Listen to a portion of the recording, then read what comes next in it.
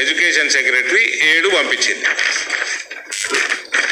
జవహర్ నవోదయ వాళ్ళు అన్నీ వచ్చి ఇన్స్పెక్షన్ చేసుకున్నాం. నిజామాబాద్ రిజెక్ట్ అయింది. ఇదేంది నాయన, అన్ని చూసి ల్యాండ్ మంచిగా ఉంది, హైవేకి దగ్గరలో ఉంది, సెంటర్లో ఉంది, ఎందుకు రిజెక్ట్ అయిందబ్బా అని చూసుకుంటే ఈ బోధన ముసలాయన మెదడు మోకాలు జారినట్టుంది సుదర్శన్ రెడ్డికి. నిజాం షుగర్ ఫ్యాక్టరీ ల్యాండ్ ఇచ్చాడు.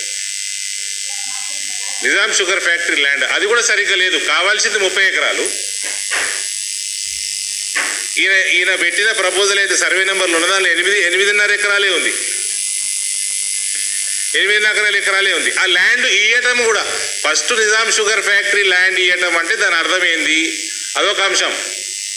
అంటే వీళ్ళు ఫ్యాక్టరీ తెరవనన్నట్టు, దాని మీద వీళ్ళకి చిత్తశుద్ధి లేదన్నట్టు. రెండోది అందులో కూడా ఎక్స్టెంట్ కూడా సరిగ్గా లేదు. వీళ్ళకి పని చేసుడు చేత కాదు. ఓనన్నా పని చేస్తున్నాడు, ఎంపీ పని చేస్తున్నాడు, ఢిల్లీకి వెళ్ళి గవర్నమెంట్కి వెళ్ళి శాంక్షన్లు చేస్తున్నాడు అంటే దాన్ని ఇంప్లిమెంట్ చేసుకొని కూడా చేత కాదు.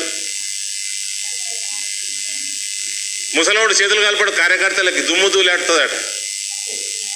బోధన కోతలేడు, లెటరేట్లు కొట్టించుకుంటలేడు, మతి వీకింది, మోకాళ్ళకు జారింది మెదడు. ఈ ప్రెస్ మీట్ అయినాక అరికాళ్ళకు జారుతుంది. ఎందుకు కొట్టించుకుంటలేట లెటరేట్ అంటే రేవంత్ రెడ్డి అంటే ఆయనకు మంత్రి పదవి ఇచ్చినాక కొట్టించుకుంటాట లెటరేట్. అప్పటిదాకా లిటరేట్ కొట్టించుకుంటలేడు, బోధన పోతలేడు, చేతులు కలుపుతలేడు.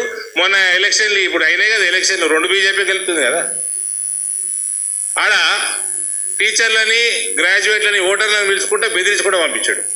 ఓటేయకపోతే మీ సంగతి చూస్తాను. పూర్తిగా మతి స్థిమితం బీకింది.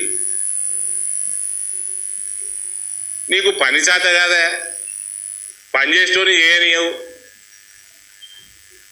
ఏంటంటే కడకు కదరబట్టలు వేసుకోవాలి, ఎప్పుడు బుగ్గ వస్తుంది కారుకి బుగ్గ కార్లు తిరగాలి, మందికి పని చేయొద్దు, చేసేటోని చేయనియద్దు, పోకడలు పోవాలి.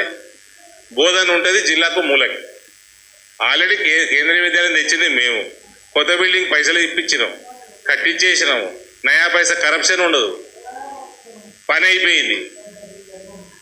ఆ బోధనలో 2 ఫ్లైఓవర్లు వేయించినాము. ఎన్ని రోజులు ఏం పీకిండా, 40 ఏళ్ళు ఎత్తున్నాడు, ఏం పీకింది లేదు, పెట్టింది లేదు. ఒకడు వీక్తున్నాడు, పీకని రాదు. ఫాల్తు నెంబర్ 1.